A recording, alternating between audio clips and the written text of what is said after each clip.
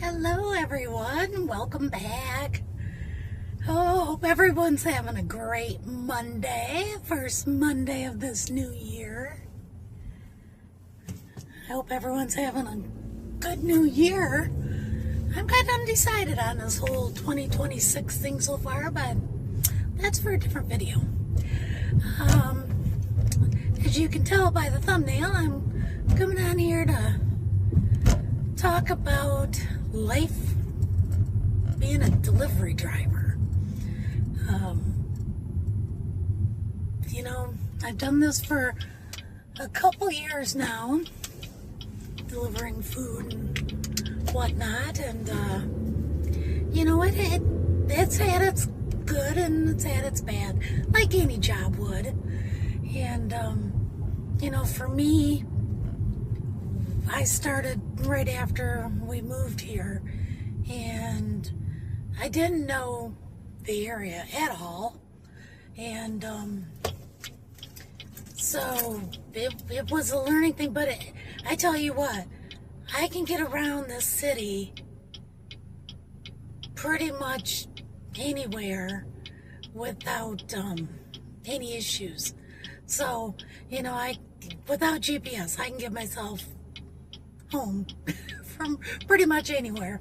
I can find a road. If I don't know exactly where I'm at, I can find a road that I do recognize and get me home. So, it's been a blessing that way, that I've been able to learn the area so well. I know, the restaurants. I can kind of know which ones, appear to be good ones.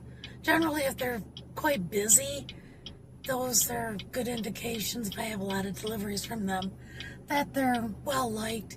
And then the ones that I would not want to eat at. So, there's been things that I also have learned, because a lot of my deliveries are to apartment complexes.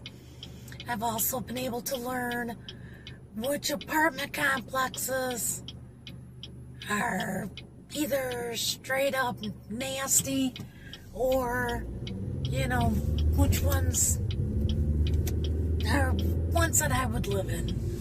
And of course, most of the ones that are halfway decent are pretty pricey, and it's kind of why we chose ours, because for the price, it was the best one out there in the price range we wanted to stay in. Of course, everything's expensive nowadays, with especially with housing, stupid expensive. But we're not here to talk about that. We're here to talk about delivery driving, and which one in this new year I have decided to quit partnering with. And I'm sure by now you've seen the thumbnail, so you know it's Uber Eats. Now, Uber Eats was the first one that I started working with, and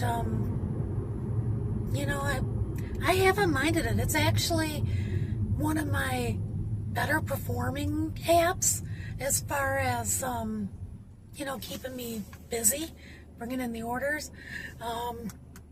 The problem that I have with them is they allow, and they're the only ones that I'm aware of that does this, that allows the customer to renege on the tip. Now, I know people are going to say, well, you shouldn't really count on the tips anyway, and I get that. Tips, like in a restaurant, depend on if you have good service, as with anything. If you don't have good service, you shouldn't have to tip as much, or I guess not at all. But it's become widely known that these apps, although customers pay hefty charges for to use these apps, the drivers don't make hardly anything. Like, generally, with all the apps now, they're down to paying us like $2 a trip. That is it. $2, and it can be 4 miles, 5 miles, which then you got to remember, if you don't get an order coming back to your starting point, that's, 8 miles, 10 miles that we're driving for $2. Driving the car that we make the payments on, pay the insurance on, pay the maintenance on, pay the gas for, all of that. We're paying all of that to make $2. So we do rely on tips. And, yeah, I know it's not right. The company should pay us something somewhat decent for them to make these trips, and then, the customer wants to tip us because they're generous, or, we deserve it, then fine. I don't care. But it's just a matter of people are aware most of the time that these apps are paying us basically nothing, and the customer still wants to get their food without leaving their house. Or prescriptions. I deliver prescriptions. Sometimes these apps will have us go to Walgreens or someplace, pick up a prescription. People are hungover or sick and they want something in order from Walgreens or CVS or something. We go in and get it for them and deliver it. So, yes, I realize that I opt to take this job, which for me was something that, with my health issues, there's just some jobs that I physically wouldn't be able to do. So this was something that appealed to me, that it was something I could do. And if it's a day where I'm sick or my husband's sick or something, I don't have to go out and work that day. I don't have anybody that is really counting on me to show up to work. If I'm not out delivering, there's probably 50 others that are. So y'all are still going to get your food or your prescriptions or groceries, whatever. So yes, I do know I have to take this, but for me, it was something that I could do and I can work with. So it's benefited me that way. And when I first started, the pay wasn't bad. I mean, the apps were paying something fairly decent, and then the tips on top, it was not bad at all. But over the time, it seemed like shortly after I started, they would decrease it. Well, now instead of $4 a run, they're giving $3.50 or $3. And now we're down, after 2.5 years, we're getting $2. And it's been that way for a little bit. And but Uber Eats allows the customer to change the tipping without any rhyme or reason, so you can have your order delivered to you, and if for whatever reason you are not satisfied with the delivery, you can just remove the tip or reduce it, or like I said, I get that, people, not all delivery drivers pay attention. Some, because I know my son and daughter-in-law use them quite often, and there's been times where they delivered their order and they sent them the picture saying your food's been delivered and it's not even their house. Now, they live in a subdivision that right on the garage of every house in a brick has the address. So as long as you're on this bright street, there's zero reason you should be delivering to the wrong house. It's just, some of them don't speak English and some of them just don't care, But then there's those like me who, I do care. I put the orders securely in bags in the back of my car. I have coolers to keep the cold cool in the warm warm so that when the food gets there, it's what it's supposed to be. You know, I don't have any control if your apple pie is missing, if it's in a sealed bag, because some customers get that idea that, oh, I'm missing a small fry, or I'm missing an apple pie, I'm taking the driver's tip away. No, that is on the restaurant. You know, a lot of these restaurants now, and for good reason, seal the bags. We are not allowed to unseal the bag for any reason to look to see what is in the bag.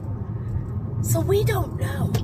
And I know, like, DoorDash has us check, you know, check each thing that it's in there. Well, honestly, we kind of guess. We got to go by what the restaurant, and we can ask the restaurant, you know, is there apple pie in there?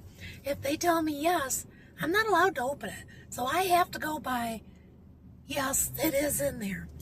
All right, y'all, I am going to pause this for a minute. I have to run in and give my dogs medication, and then I'll be right back with you.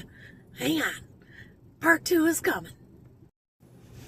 Okay, y'all, I'm back. Sorry about that. I didn't think I'd ramble that long. I should have known. To come out here and get Izzy's monthly pill today on my way to the post office. So, where was I? Okay, so if your apple pie is missing, the delivery driver, if it's a sealed bag, doesn't have control over that. But now if you order Crazy Bread from Little Caesars and you order Crazy Bread in the sauce and the driver drops you off Crazy Bread, that we do have control over. That's something we're supposed to look at. Or if you order something from a restaurant, it's supposed to come with a soda. If the soda, now McDonald's puts, in some of the other restaurants, the sodas go right in the bag and it's sealed. We can't control that. But we can, if we pick up the bag and it's light as a feather, you know there's not a soda in there. So, you know, there is some. And yes, then I can see the customer wanting to reduce the tip because, you know, now you gotta, they didn't do their part of bringing you what they're supposed to. I personally, and I'm sure I've probably made a mistake before too, delivering stuff like that. We're human. But generally if I pick up from Little Caesars, I look to see how many pizzas, to make sure I have that many pizzas. And now I can't control what's on the pizzas. I'm not about to open the sealed boxes to look. But if it's got Crazy Bread and sauce, they don't put the sauce with the Crazy Bread for us to pick up. We have to actually ask them for the sauce. And, you know, if I'm picking up from a restaurant and it's supposed to have a drink, you know, I ask, is the drink already in the bag, or, you know, so we can deliver it.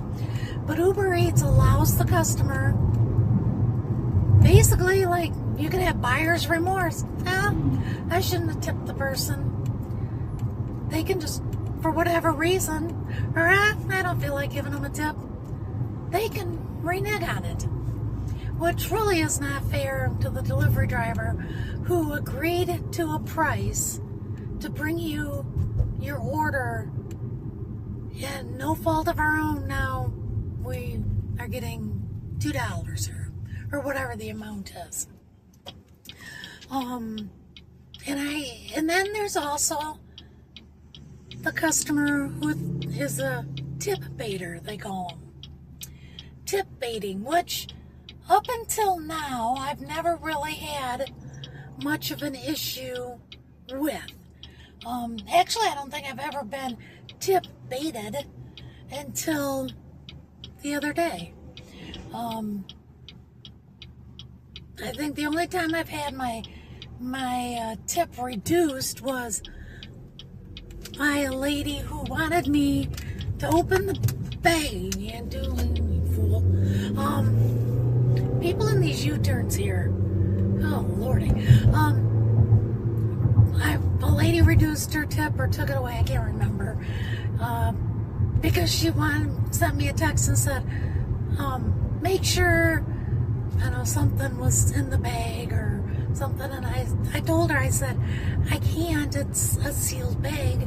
I'm not allowed to open it. She said, oh, you have my permission. Go ahead and open it. Well, according to the companies, if we open it, they can boot us off from the platform altogether. So, for one customer saying, yeah, go ahead, that would be the customer that would say, oh, they opened my bag.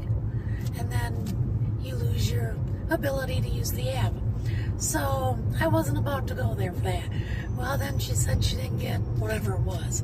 So, but that was the only time. I'd never actually, I don't remember being ever actually tip baited. But the other day, I drove across town because I got an offer, and it was worth taking. I have my set amount of, it has to be a minimum of this amount, and then it has to be, a mile. And it met the criteria. And I thought, well, okay, yeah, I'll take it. So I turned around and went across town, picked up their McDonald's, took it to their house, and of course they had been sending messages, oh, I'm not going to be home before you get there, I'm just getting out of work, just go ahead and leave it at the door. Okay, I can do that, I understand. So I take it to their house, I deliver it, and it takes like an hour or two before it actually gives us the amount we got paid for it. Well, they took the whole tip away. No reason, just pulled the tip. So instead of getting almost $8 for the trip, I got $2. And that was kind of the final straw, because this has gotten to where you hardly make any money doing this anyway. If it wasn't that it's convenient, I guess, with my health challenges, that it works well for me to be able to, work around my own schedule. I wouldn't do this if I didn't need the money. Now, I do have an eBay store and stuff online and I have, there's no place to turn here, people. Do not know where you're going. Oh, Lord, the people, they drive here. Lordy. But, if I didn't have other options, maybe I'd have more availability. I don't know. I try to do these because I would like to get so I don't have to do the driving at all, just because driving here is nuts. The people are insane driving. And, it's wear and tear on my vehicle. I've put a lot of miles on my vehicle over the last couple years doing this job. But the other day was kind of the final straw for the Uber Eats. Now, DoorDash, Grubhub, if you, say you're tipping $4, $5, whatever the case may be, you can't renege on it. You can't just up and say, I changed my mind, I don't want to give them a tip. So, that is why Uber Eats is off my list now. I hated to do it. I've been with them the longest. And like I said, I do get lots of offers from them. And I know it's not going to affect them any, because there's people waiting in line to get on the platform. We're a dime a dozen in this industry. But this time is not going to be in that dozen anymore. Just because I can't. I cannot afford to drive all over God's green earth to take you your food only to have you decide for no reason at all that you just decided, you don't want to pay. Be like you ordering from Amazon, and I don't know, maybe this happens, but you get it from Amazon, then you're like, yeah, I know, I was going to pay, it was a $10 item, but I think I'm only going to pay $1.50 today. You can't just tell Amazon after you've had it for a week, oh, I decided I'm not really going to pay that. I just don't feel like it. I think I'll just give you the $1.50. You know, I mean, they sent you that item. You agreed to $10. It's the same thing with us. You agreed to pay us a certain amount to bring it to you. You didn't want to drive and get it yourself. You know, and I understand I deliver to nursing homes. You know, some of those folks can't. They legitimately cannot get out and go get their stuff. You know, and I've gotten now where I know, because some of the offers that come in, I'm like, yeah, it's really not that great an offer. But if I see it's to, like, there's an address I know for one of the nursing homes, if I see, and it's the only thing that's on that street, so if it gives me that street, because it doesn't tell you where we're delivering, although we never flat up usually have an address, but it gives you like a cross street or whatever. If I see that and I know, okay, it's not that great an offer, but I know it's going to the nursing home, I'll generally take it. So, because those people do need us. And so anyway, that is kind of where I'm at with it. I just, you know, it's irritating that people will do other people like that. You know, it's not surprising because people are jerks. And this town tends to have its fair share, which it's a city. Cities across America have their share of jerks. We've been trying to find, because we know we don't want to stay here long term. We've been trying to figure out where we do want to move to.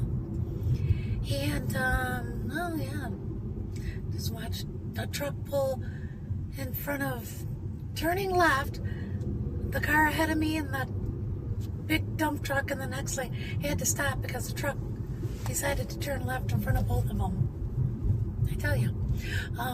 But we've decided it's just, this is not us here. And so we've been searching and trying to find, you know, it's expensive here. It seems like everything is expensive here. You know, when we lived up north in Michigan, we were told Michigan had the highest auto rates in America. And then we moved here, and now Texas has the highest auto rates. So, which our insurance did go up since we moved here. But it just seems like everything is expensive here. And I know it's across the board. So, but we're just trying to find what's going to be good for us. You know, whether it's going to be nearby or if it's going to be far away. I don't know. But, all right, well, I guess I've yapped on about this subject long enough. I'm getting to the post office. There's a lot of vehicles here. Maybe they're open today because Lord knows this post office doesn't have set hours. I mean, they do have set hours, but lately they've been closing for lunch. I don't know if they're short on help or what the deal is, and they close like, I don't know what time they've been closing at, but they're always closed till like 2:30. And one time I was here, it was like noon. So I'm like, how long is your lunch hour? Maybe I need to try to get a job here. Oh, no, just kidding. Okay, well, y'all, hope you're all having a good Monday. And I will talk to you again real soon here on the next one. Bye.